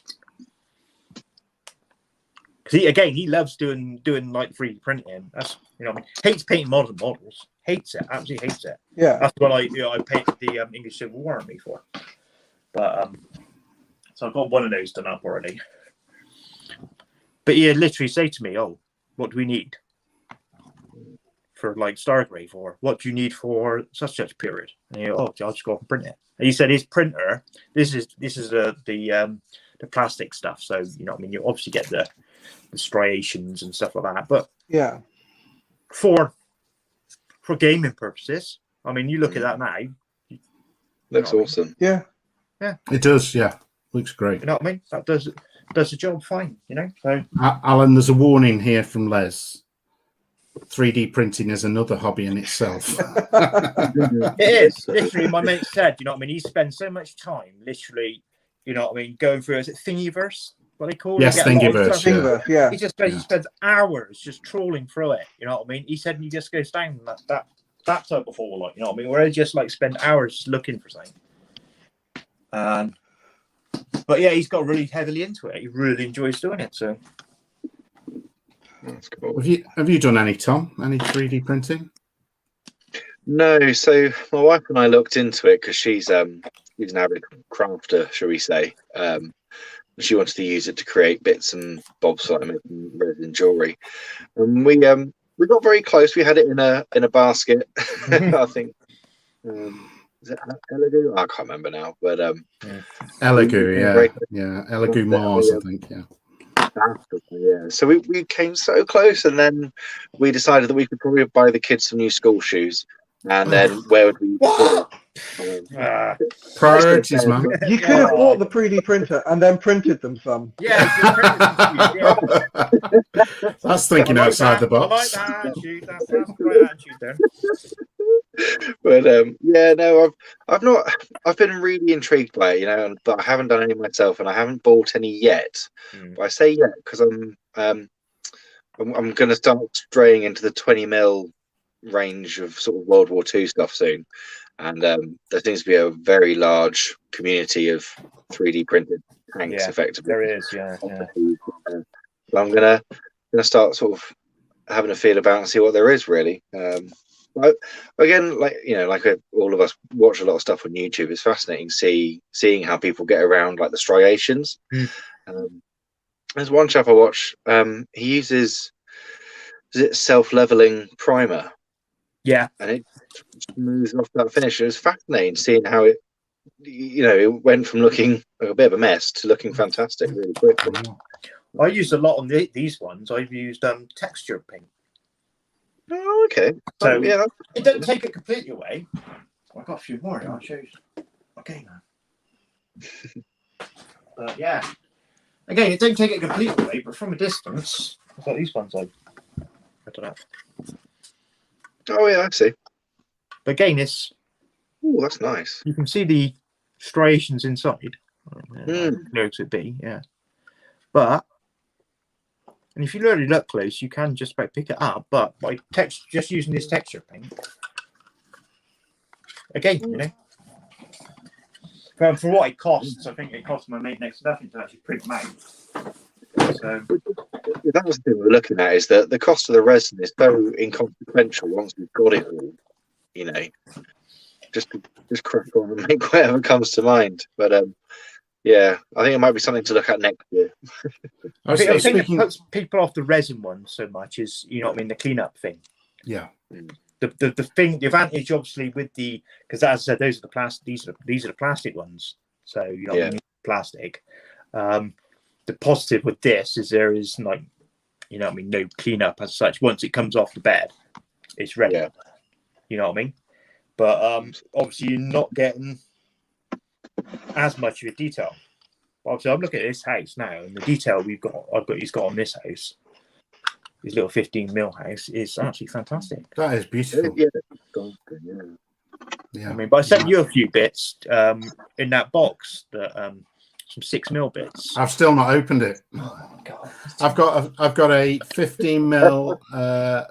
What is it? Hellenistic army. I'm pointing because it's just over here. That came through the other day. I've not opened that yet. And I've got another parcel that's got a book in it, and I've not opened that yet. Sean. I know. The interesting thing is about this 3D printing. I spoke to a guy called Henry Turner, who's just finished a Kickstarter. Yeah, I remember listening to that one. For Napoleonics. And he's using resin. And talking about the cost thing, Tom, as you were saying, he reckons that, so if you buy a pack from Bacchus Miniatures, you'll get 96 figures for something like £7. I think that's right. Yeah. 96 figures for about £7. He reckons you can get about 200 figures for 80p. Yeah. 200 figures for 80p. Now, of course, there's the setup costs. So you've got to buy the machine. And particularly with the resin, as Steve says, you've got the cleanup process. So you don't have to have one of these, but it's recommended you have one of these cleaning machines. Yeah. There's like a vat type thing. Yeah, a lot of people I've spoken to is about like the resin printing.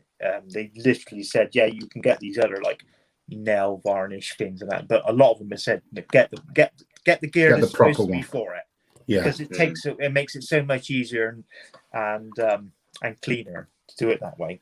So you're probably looking around about £500. Yeah, to set up. £600, they reckon. For the cost of the resin, as Tom says, is pretty inconsequential. But I've got my own body weight in unpainted plastic resin and metal. So if I buy one of those, then I'm just going to add to it. And, I don't need to. I've really got to. I was talking to a good friend this afternoon, and we're talking about playing some Walking Dead when we get back to the club. And Mantic have got a fantastic deal on at the moment. Yeah. Almost everything's half price.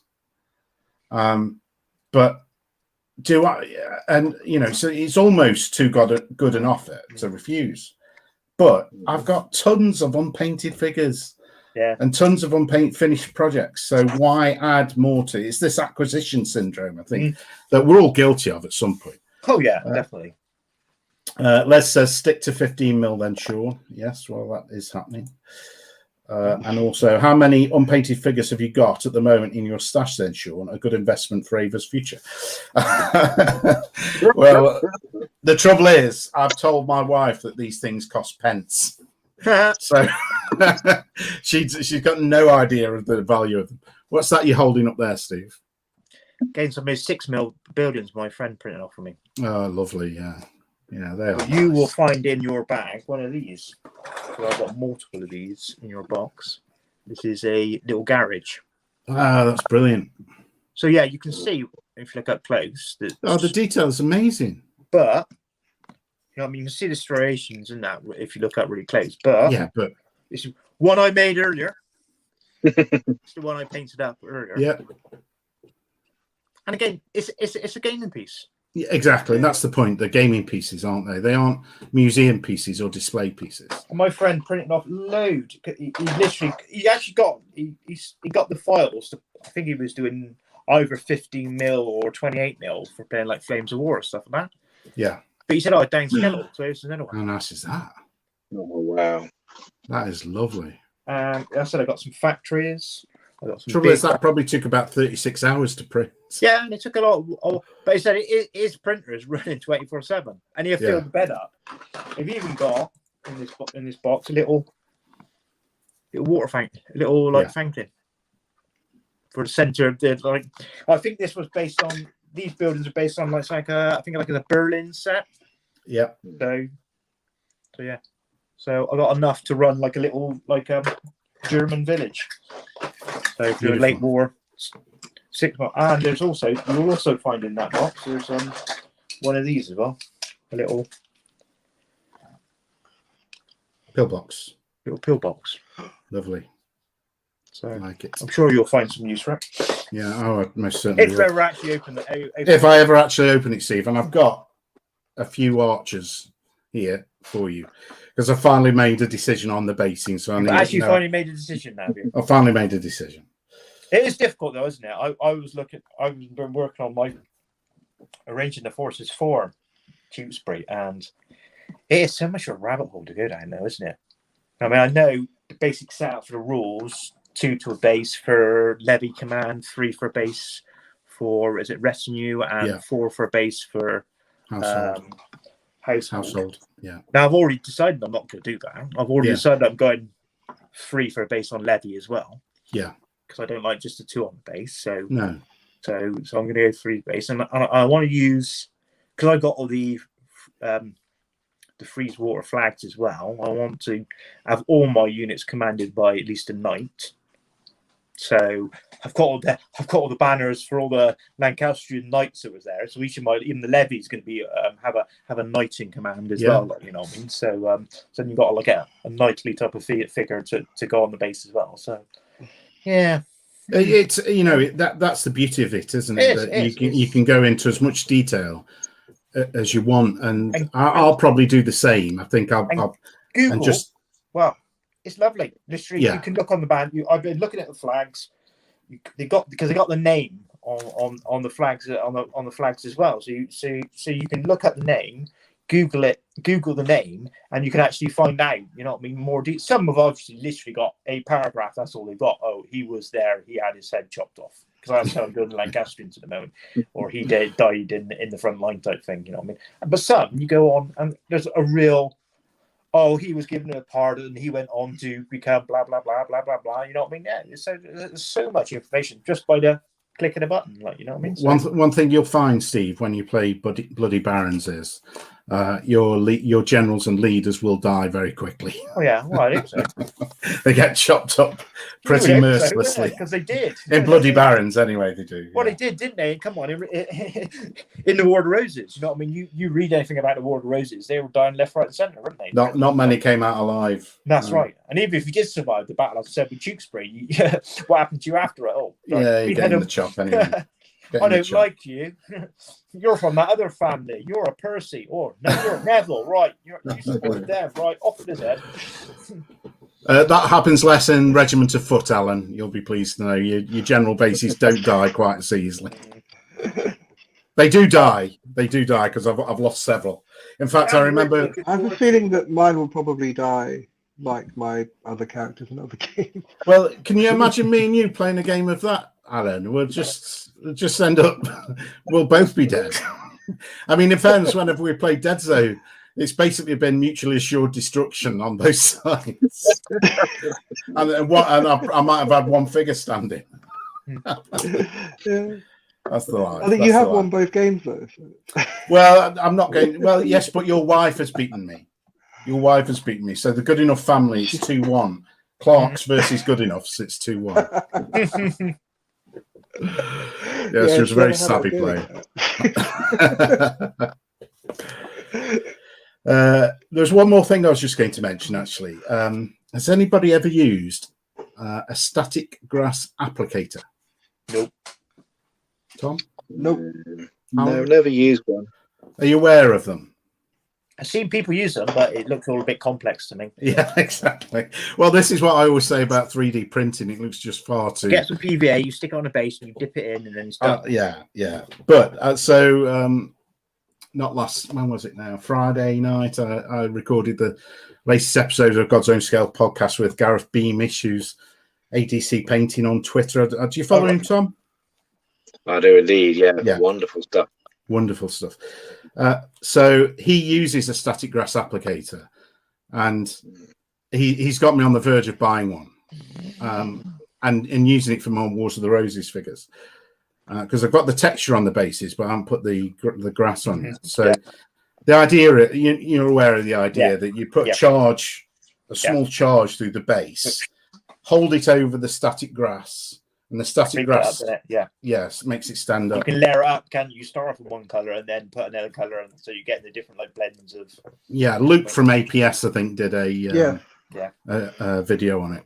So I watched a bit of the chap from the Plastic Crack. Is it Martin? Yes, Martin. Yeah, Seventh Son. Yeah, he uses it quite a bit on his 28s. So can we just say that we are totally not ripping off the Plastic Crack podcast and how we set up the screen? No. It may look similar in the fact that there's a face in each corner, but we're totally not.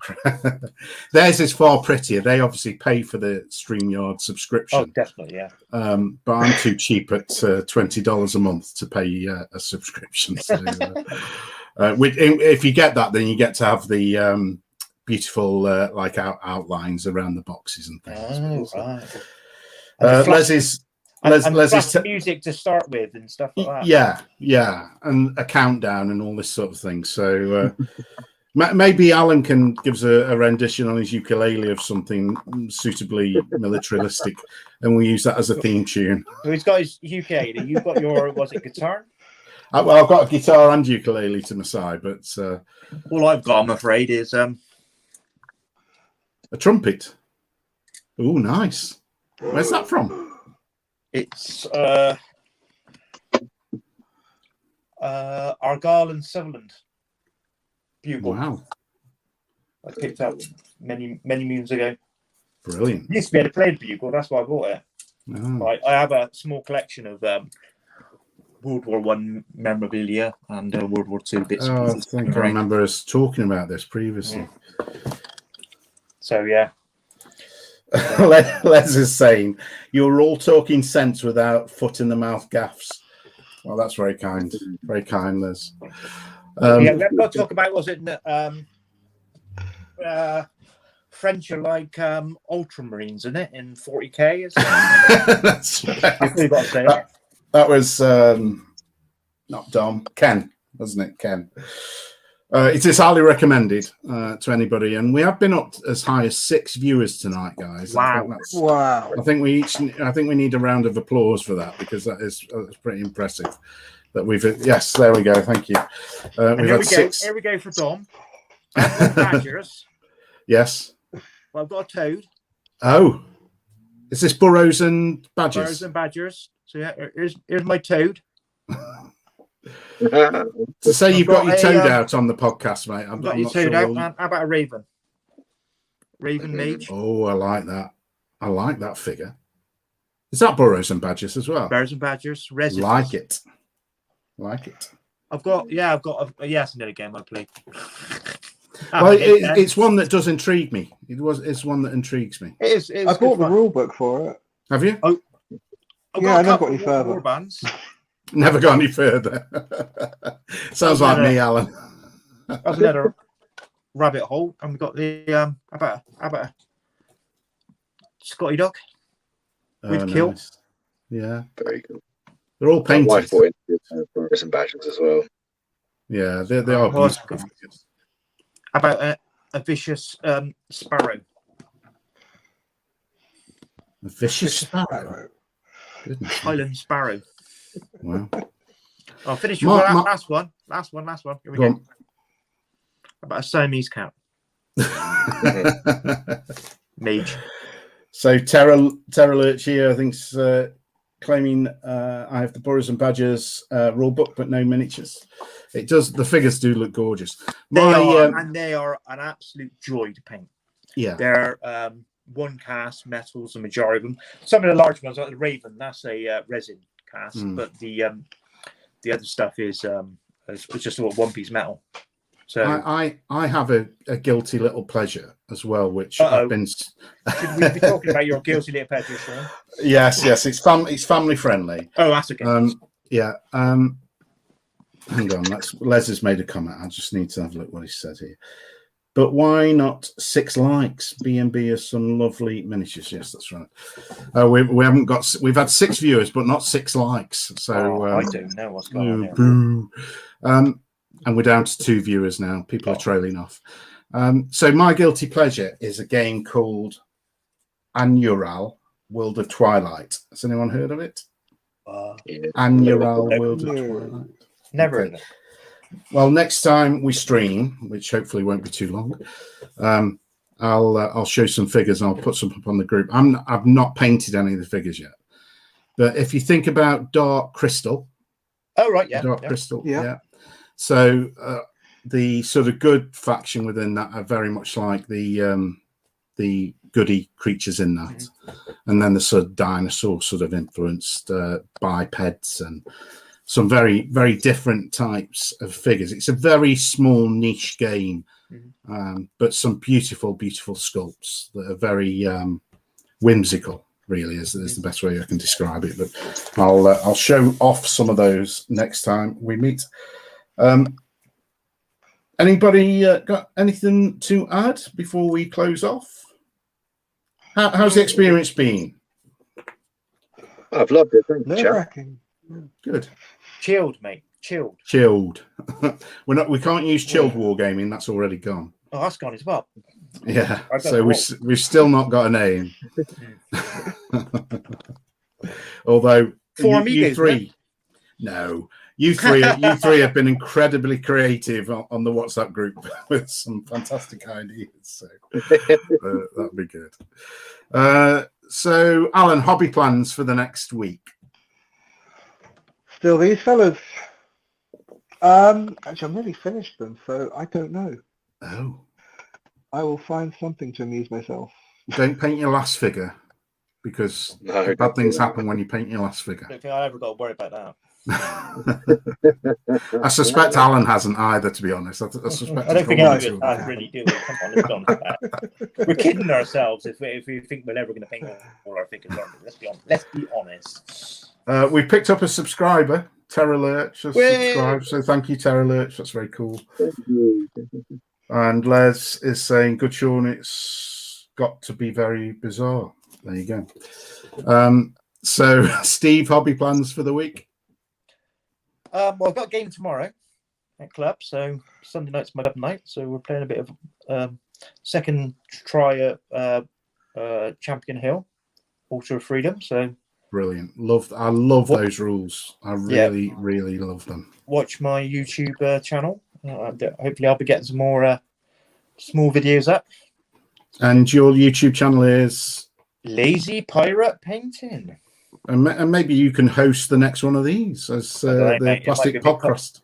It might be a bit complex for me, you know what I mean? All right, okay. It took about half an hour to find you lot, didn't it? You know what I mean? I was lost in the ether somewhere. In the Plastic Crack world, they sort of rotate around their 4 YouTube channels, don't they? But I'm more than happy to host. Yeah, but mainly set for that is work on the World Races at the moment. As I said, I've got multiple other bits and pieces on the table, so you know just what I mean? As it takes your fancy. That's right, yeah. Exactly. Yeah. Good. Tom? So I'm aware that with Father's Day tomorrow, I've been bought one of the new Claymore castings, King Edward III sculpt. So, wow. Yeah, and 100 Years War is my jam. So I could be lovingly working out how I'm going to paint that, along with a couple of chaps that have come with him. Hopefully I'll get a game during the week, but I don't know. It's looking like it's going to be a busy week at home. Very too much to get outside. But yeah, started just now. I've decided to start another figure right now. I'm going to go with a red and yellow split. Love it. Love it. Yeah, so I'm gonna try and do gonna get King Edward and his band of bearer going, and I'll let you all into a little secret. It's not very much secret. I'm trying to write my own large skirmish 100 Years War rules to focus around the actions between garrisons and smaller raiding parties. So I'm going to try and write a bit more on that. Nice. Question, quick one there for you, Tom. Is he mounted or on foot? So he's on foot from Paymore. I'm gonna try and just do a load of foot figures to start with, and then try out their lovely looking knights. Yeah. Maybe the next time we chat, then we could perhaps chat to you about 100 Years War, Tom, as it's your thing, and maybe talk about your ethos behind your rules writing and what we're looking to get out of that. That'd be quite cool. It's another interesting period for me, but I like for the Peter Pig theme of the podcast, Thomas wearing Daddy Pig. Is that Daddy Pig? It is Daddy Pig, yeah. Yeah. Absolutely. There you go, a quick one. So that's the next thing to try and find. We'll make rules for. Is that a cog? Yeah, that's the Sarissa Precision one. So, very nice. Yeah, that's the plan. Right then, gents. It's been an absolute blast, and thanks very much for your time on this inaugural streaming podcast. Hopefully not the last. Hopefully something maybe next weekend. Who knows? But we've reached 6 figures. 6 viewers. We didn't reach double figures. Maybe next time we can get some double figures. Maybe if we advertise that we're running a stream with more than 2 hours notice. might attract 1 or 2 viewers. But Les, thanks very much for your company. Terror Lurch, thank you for your subscription and joining in on the conversation. Spread the word. We'll get more of these, I think, because it has been jolly good fun. But until next time, we'll all say goodbye. So goodbye. Cheers. See you later.